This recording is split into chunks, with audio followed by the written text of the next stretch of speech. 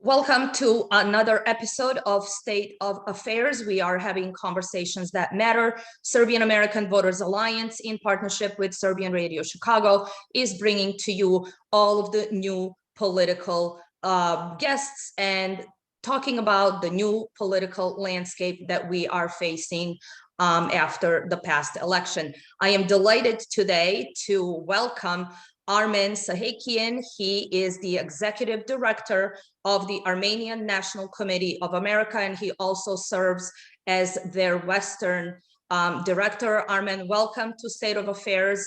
What a pleasure to have you on today. Thank you so much, Olga. The pleasure is all mine.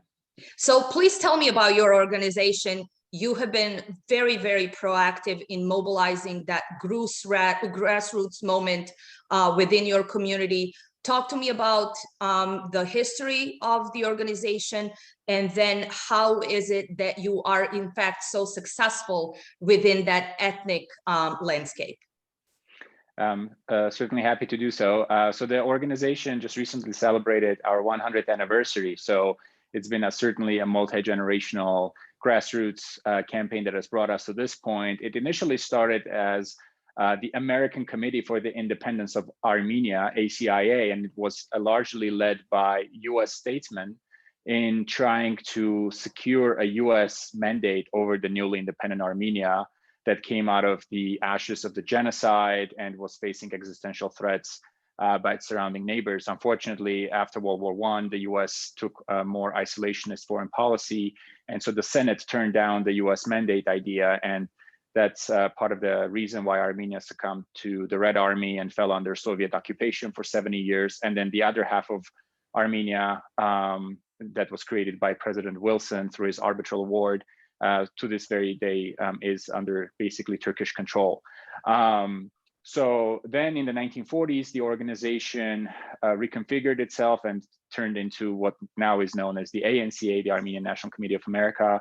And it has been able to mobilize the grassroots power of our community that's not only in the United States, but the ANCs is a loose coalition of international organizations. So we have ANCs of Canada, Australia, Lebanon, Russia, France, Europe writ large.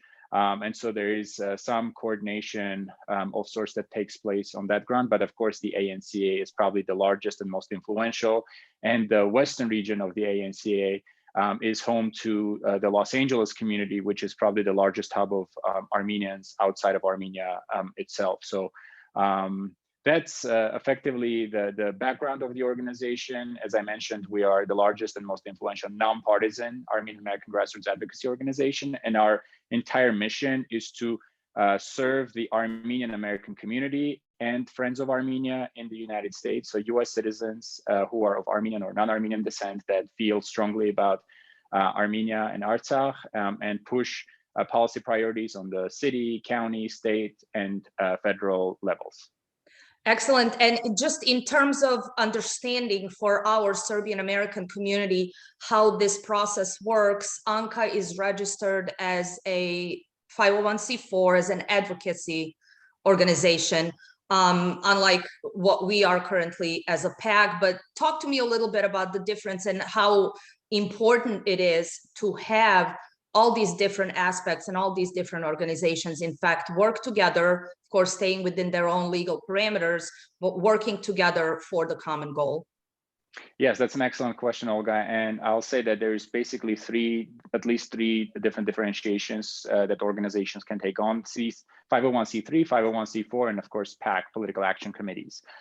So the ANCA Western region is a 501c4 organization, which is a nonprofit organization, but specifically for political advocacy purposes. 501c3s also can engage in political advocacy, but their lobbying work can not in any way surpass 15% of their entire work. So there are certain limitations with 501c3s, yet 501c3 donations, for example, if people make a contribution to a 501c3, are tax deductible, whereas 501c4s are not. Right. PACs are entirely different, of course. Their mission is to fund campaigns, whereas 501c3s and C4s cannot engage in campaigns, fundraising for particular candidates. And so there is pros and cons to each of these, and probably the best configuration for a community such as like ethnic communities such as Armenians, Serbs, Greeks, and others is to have effectively all three of these that would engage in the different activities within their legal frameworks. For example, there is a parallel organization to ANCA Western Region, which is the ANC Western Region, and that engages, it's a 501c3, and it engages in educational and youth development work, for example. So our internship program and other programs are in certain way supported by the 501c3, which is specifically for that purpose.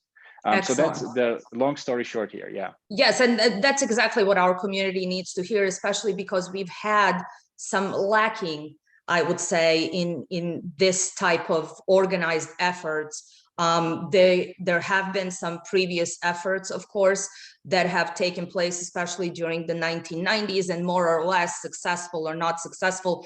But overall, we were not, as a community, as effective, and we certainly don't have that tradition as you have, especially as you noted, the 100-year tradition of your organization. We don't really have those legs to build on. It seems that every effort sort of starts from ground zero, at least within our community. And I think that is something that we need to work on, and especially then following the footsteps of organizations such as yours who have had such success. Now, talk to me about numbers. How strong numbers-wise is the Armenian community? And how do you know that? Because we have a little bit of an issue in terms of determining how many Serbian Americans we even have. Yes, so that's a tough one actually to answer, but we estimate somewhere between 1.5 to 2 million Armenians residing in the United States. Okay. We largely derive these numbers from the United States Census. So in the years 2000, 2010, and 2020, if not even sooner, or before that, the ANCA has been engaged very actively in mobilizing our community to not only participate in the census, but voluntarily write in their ethnic identity as Armenians. Now that comes with a lot of challenges because the Armenian waves of migration, because of the genocide, came from a number of different countries: Lebanon, Syria, Iran, Russia, Armenia proper, you name it. And so many people actually sometimes get confused about the questions of nationality or identity. So they would put, say, Lebanese or Iranian Sure. or Syrian or what have you. And so there has been a concerted effort in trying to have people write in, but that comes in, of course, with challenges. We've been trying to actually have a separate box that people can check as Armenians. But that has been a bit of an uphill battle in terms of the US government bureaucracy and having them make that specific designation. But in any case, we've been able to more or less put together the church membership rosters, our own email lists, the US Census numbers, and somehow come to that estimated number of about 2 million Armenian Americans that are residing in the country. And as I mentioned, a solid 1 million of them, if not more, is probably in the state of California. Oh, wow. Interesting. Chicago certainly is that hub for Serbian Americans. And I'm really pleased to say that yesterday on Vidovdan, on such an important holiday for Serbs worldwide, the mayor of Chicago, Lori Lightfoot, in fact, recognized Vidovdan as Chicago Day, as one of the holidays. So that is really wonderful that the Serbian community has now worked towards those goals. But we, in fact, face the same challenges. And again, I'm so pleased that you're on so we can kind of go through some of these steps that we have been lacking on. We try to be very proactive in galvanizing our community to participate in this last census, because I'll tell you, Serbian Americans started coming to this country in the 1800s. So we do, with our church rosters and everything that we know, we estimate Serbian Americans at about 1 million. But it's interesting that if you look at just raw census data from the previous years, it only comes up to 170 or so thousand, which is such a big discrepancy because, as you said, there was a challenge in understanding the national identity and how you even put that down. So that's an interesting one to work on, especially in terms of mobilizing that voting bloc. and understanding where people are and how you tackle campaigns based on that demographic. And that's why Michigan, Wisconsin, and Pennsylvania were so important to us. Now, this gives me a great segue into the communication that the Armenian community has with the Armenian government in terms of finding parallels when it comes to messaging. I will tell you that unfortunately, Serbian-American community has had somewhat of a success in terms of communicating with the Serbian government when it comes to education, cultural exchanges, but politically, the diaspora has been completely isolated. We don't communicate in that sense. What is your experience, the experience of your community? Mm-hmm. Before I go there, actually, thanks for reminding. I wanted to also congratulate all the Serbians with the holiday of Vidovdan that Thank you. a couple of days ago.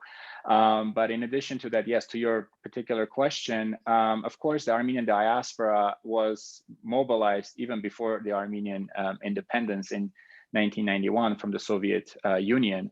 And so in many instances, the embassies and consulates that opened up throughout the world came in to their host countries with an already mobilized and organized Armenian community that spoke the local language, were local citizens, understood local politics and what was happening. So in many instances, there has been, I think, by and large, a positive engagement and coordination between the Armenian government and the Armenian diaspora. That is not to say that it hasn't had its own challenges or there isn't any room for improvement and growth, because certainly there is feelings within the Armenian diaspora communities that there isn't enough representation of the diaspora voice in, say, internal affairs of Armenia or Armenia's foreign policy writ large. Okay.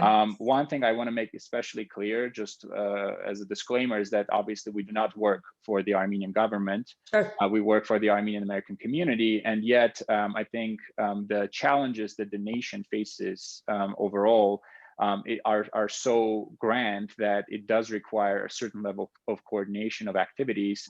Armenia to this very day is under illegal blockade by Turkey and Azerbaijan.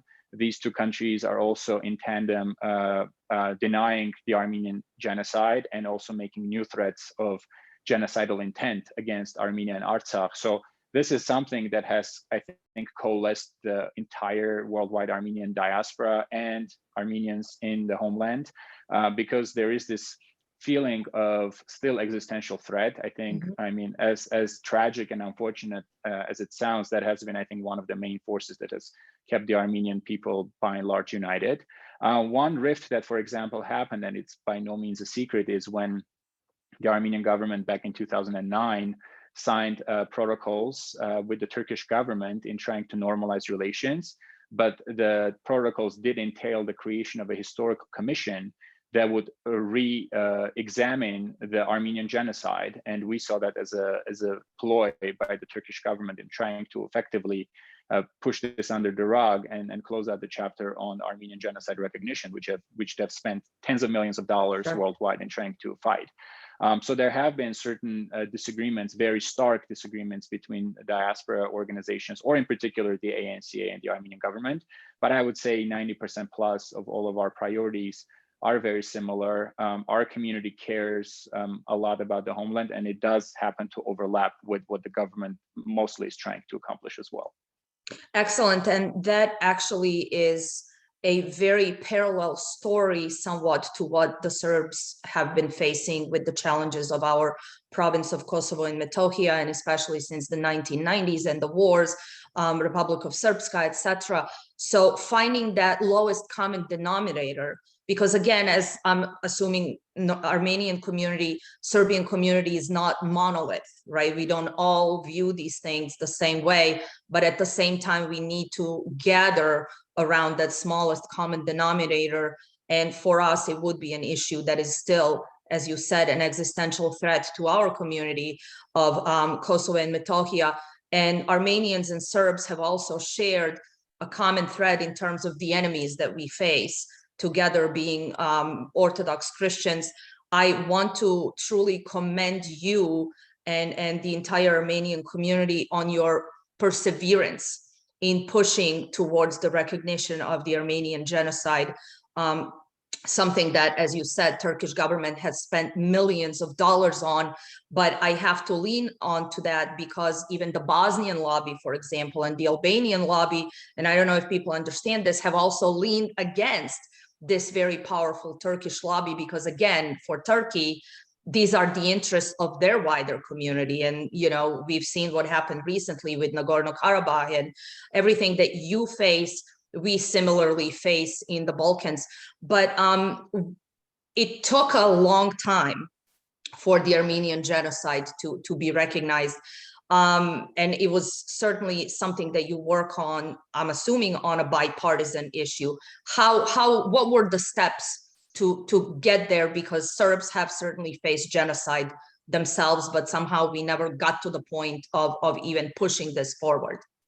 Mm-hmm. Yeah, the road to genocide recognition was very long and tumultuous, to a point where a lot of people were even, writing op-eds, not from our community, but also from our community, saying basically just give up on this. This is never going to happen. The U.S. interests with Turkey as a NATO ally are too great for it to be able to overcome and recognize this genocide. The irony of this entire story is the fact that the American people and the United States government single-handedly were responsible in saving the Armenian nation from near extinction. It was the U.S. ambassador to Constantinople, Henry Morgenthau, that was sending dispatches to Washington, D.C., to the State Department, documenting what was happening to the Armenian people, as well as to the Greeks and the Assyrians, the other Christian minorities of the Ottoman Turkish Empire. And it was the Near East Relief that is the first congressionally mandated international humanitarian organization in the United States that sent close to $2 billion worth of aid to the Armenian orphans, primarily saving 132,000 orphans and numerous other survivors of the genocide that effectively became the backbone of the modern 10 million strong Armenian diaspora. So the irony of all of this was that the US had this very proud chapter in its own history in saving the Armenians, and that later became the backbone of creating USAID and UNDP and a multitude of other humanitarian organizations. And then just, 2 decades later, turned around and almost forgot and erased this entire chapter in history. So our task was to bring back this history, as well as build very strong relationships with elected officials throughout the United States, as you mentioned, in a very bipartisan fashion. And we were very glad that when the resolutions passed in the House of Representatives, it passed 405 to 11 abstentions. And in the Senate, it passed unanimously, 100 to 0. And of course, that was in 2019. And then President Biden on the executive branch and just also signed the annual Armenian Remembrance Day proclamation, where he specifically mentioned the Armenian genocide by its rightful name. But a lot of this was done as through decades of work, through mobilizing tens of thousands of Armenian activists.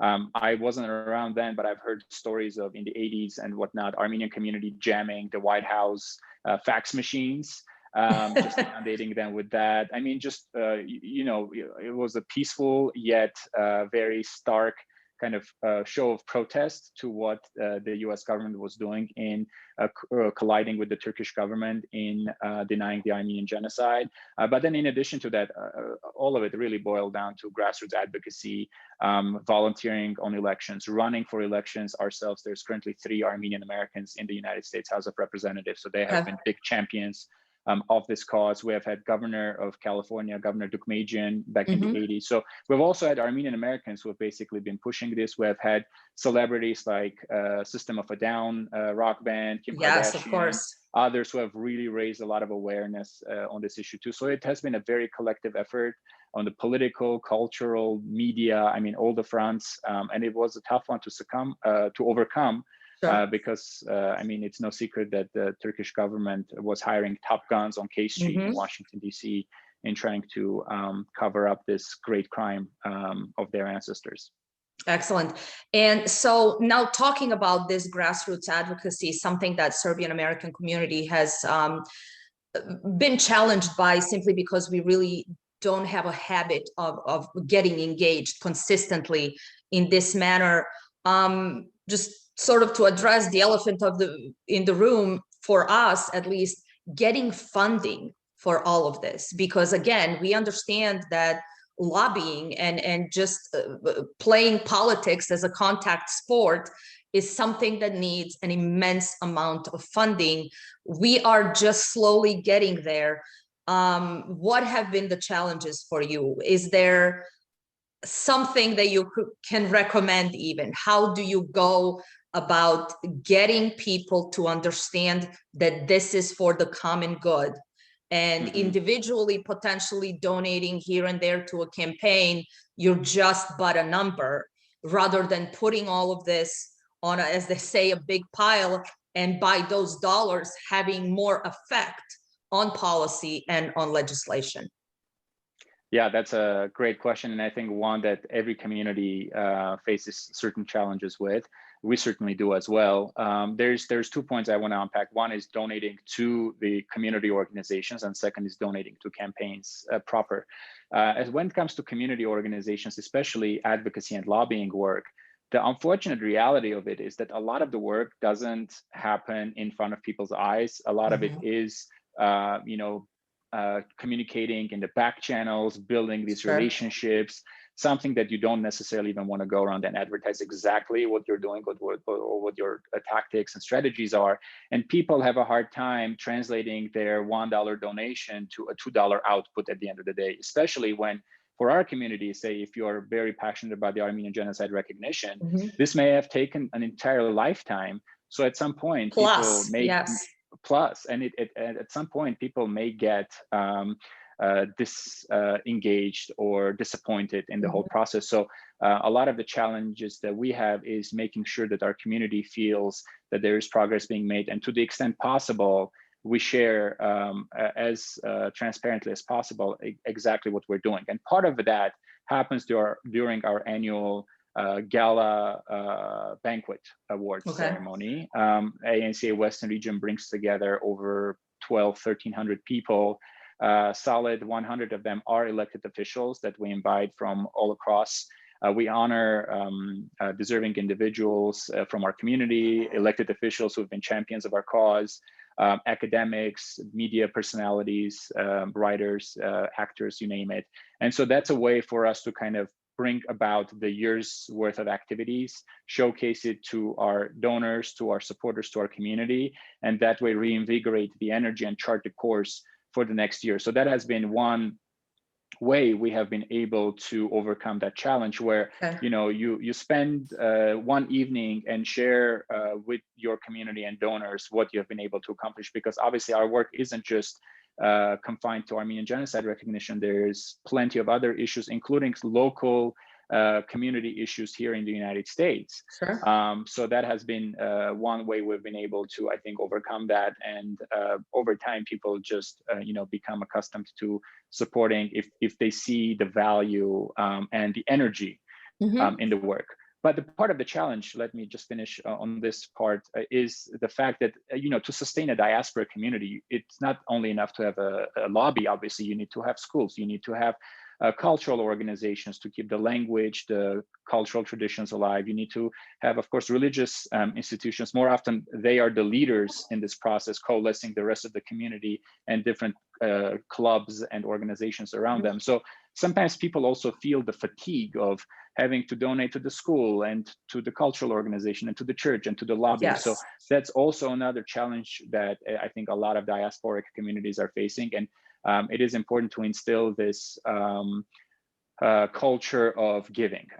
There's just no other way around it. If we ourselves don't support our own communities, there's just no one else to do it. So that's the unfortunate reality of living in the diaspora. So coming to the elections, it is certainly worthwhile as a citizen to make an individual contribution to a particular race, be it cities, counties, state, or federal. But it is so much more powerful when people come together and do fundraisers in private capacity in their homes, in their backyards, in some kind of a restaurant, invite the candidate or the campaign representatives, and it just makes it much more stark that, hey, the Serbian Americans or Armenian American individuals have come together to raise funds for ex-candidate.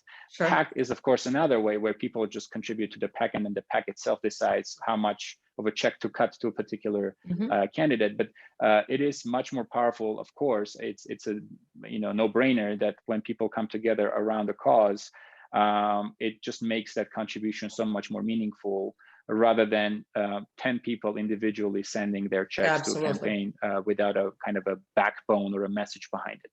Absolutely. Now, I just want to come back to one thing, and that certainly has been a little bit of a challenge, again, including the diaspora. And sometimes I try to stay away from the word diaspora. I say Serbian-American community, but including them, for instance, into the political life of Serbia itself. Is there representation from the diaspora in Armenian parliament? Is there anything that you've worked on in that sense? Because we certainly don't have it. I've spoken to government officials in the past, and there should be some constitutional changes and things like that. Do you have representation as a diaspora directly in the Armenian government? The short answer of that is no. And just for the sake of also numbers for our listeners who are not entirely familiar with the Armenian community, Sure. There's about 3 times as many Armenians residing outside of Armenia as there is in the homeland itself. So about 3 million in Armenia and about 10 million throughout the diaspora. Wow. This has been an ongoing challenge and friction point with a lot of diaspora leaders saying, we need a representation in the Armenian government or in the processes. And then the counter reaction to that is, well, if you do want to, then why don't you repatriate to the country, Sure. become a citizen, run for office, and make your contribution as such. And there is validity to both arguments, frankly, because diaspora is well established for generations. So it's not as easy to just uproot a whole Absolutely. community and move. But then on the other hand, from Armenian government perspective or average citizens perspective, they are saying, well, you're living your cushiony lives. I don't want to stereotype, but that's the stereotype in the West. And you're trying to come here and tell us how we have to live when we are the ones, doing the daily grind over here. Yes. So the kind of the consensus solution for now, at least the working solution, is a couple-fold. One, there's very regular Armenia diaspora conferences that take place in Armenia. So a lot of diasporic leaders from around the world come to Armenia and have this dialogue. There's, of course, one-on-one dialogues happening at all times, including, we communicate with the Consulate General in Los Angeles, or our DC office communicates with. So there's channels of communication both ways. Sure. There's also what's known the All Armenia Fund.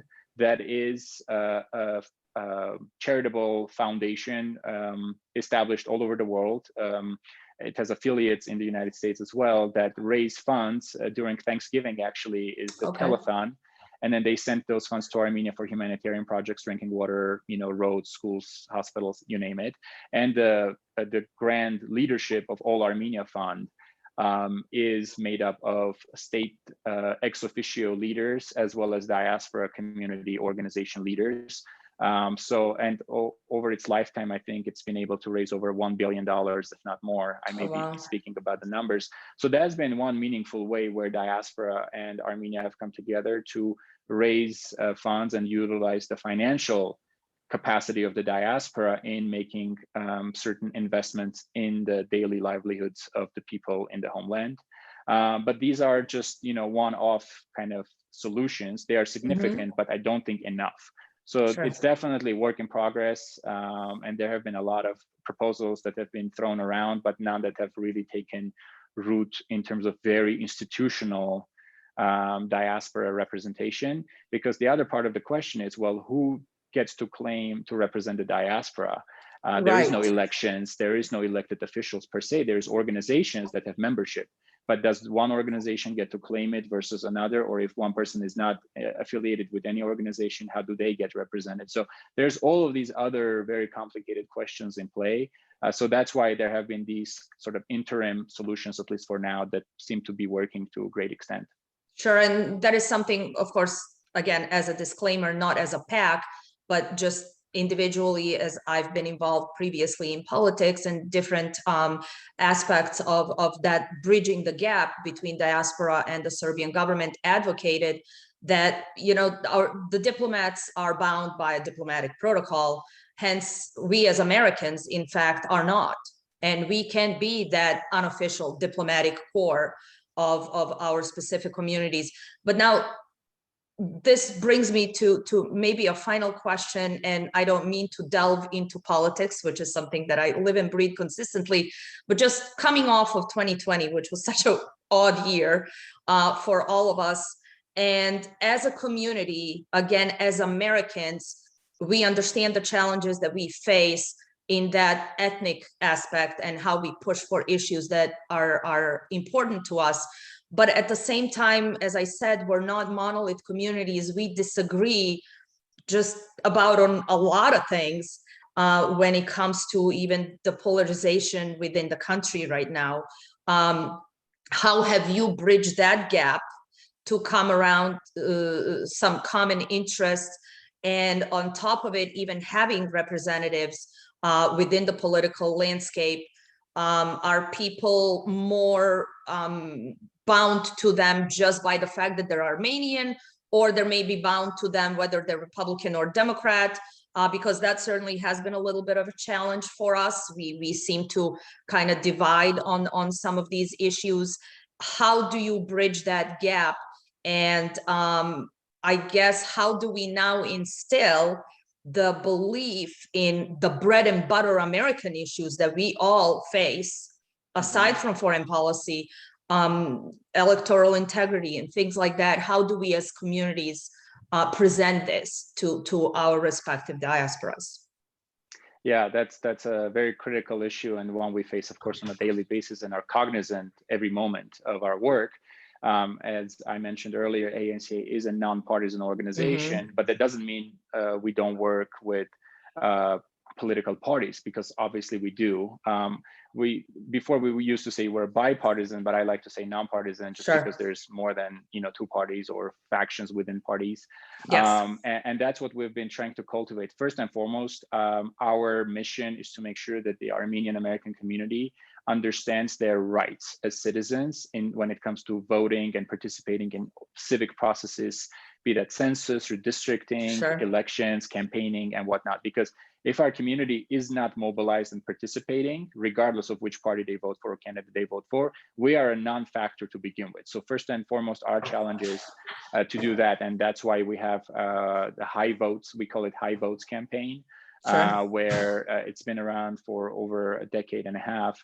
The whole point being is us pushing voter education and get out the vote campaign for people to know. So we're running TV ads in LA, especially. We have half a dozen Armenian TV stations. So we're pushing ads over the TV as PSAs for people to know, this is the election day, this is their rights, they need to go and participate. Of course, us as ANCA Western Region, we also endorse candidates after a very rigorous process of interviews and questionnaires. So we are not shy about putting out the list of candidates from both sides of the aisle that are bound to support our cause, in general. So after, we believe that these candidates would be good for the Armenian American community, for both local as well as other issues that we're pushing for. And we get criticized from both sides of the aisle, because there are certain individuals in the community or groups in the community who feel the party affiliation stronger than the Armenian American affiliation, or they believe one party is bound to be significantly more supportive of the cause than the other. But of course, from our experience of over 100 years, you always know that the pendulum always swings from one side to the next, and it is important to maintain a balance and make sure that everyone all around is educated and understanding of the issues. So even if you have two candidates from both parties, if they both are educated enough and passionate enough for the Armenian American community, regardless of which one of them wins, they do end up supporting certain policy priorities that are of concern to our community. I hate to say it, but like us as ANCA, we are basically a one issue lobby. Certainly us in private capacity as citizens, care deeply about other issues, other policies, environment, immigration, foreign policy in other parts of the world. But ultimately, we are the only guardians of our cause. And if we are not the ones pushing it 110%, sad to say, no one else is. So we try to stay out of other issues unless it is of particular concern to our community. So we don't necessarily get engaged in either domestic affairs in Armenia and Artsakh, as well as in other issues that are not of our core focus, because we will experience a mission creep, and that's something we're very cognizant of as well. Understood. Well, I think this was such a wonderful and enlightening chat. Anything I might have missed and you may want to share with our audience?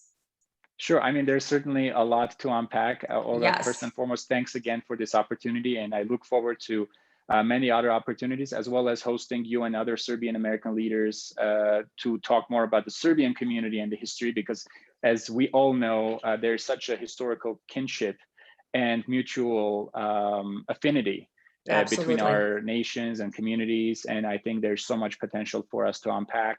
One thing that I want to put it out there so that people hear it here first is diaspora diplomacy, where I'm proud to say, as ANCA and Greek lobbies, for example, we were really forging very close relationships here in the United States and other parts of the world. And then the governments themselves kind of woke up to the reality that, hey, like, we have so much in common. I think we should kind of get together in a closer capacity.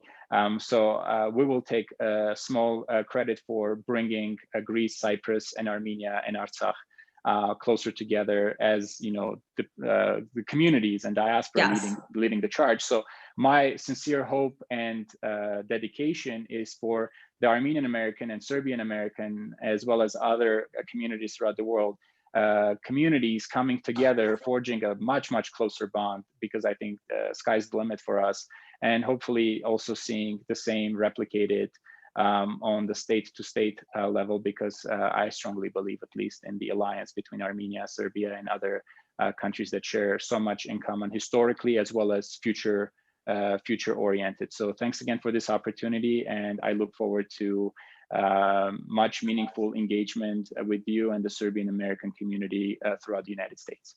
Thank you so much, and I am in full support in working together in the future, and I'm certainly looking forward to it. So thank you again for just being a part of now this newly revived Serbian American community, who is going to, with your help, forge a brand new path together. Thank you. Hvala. Hvala.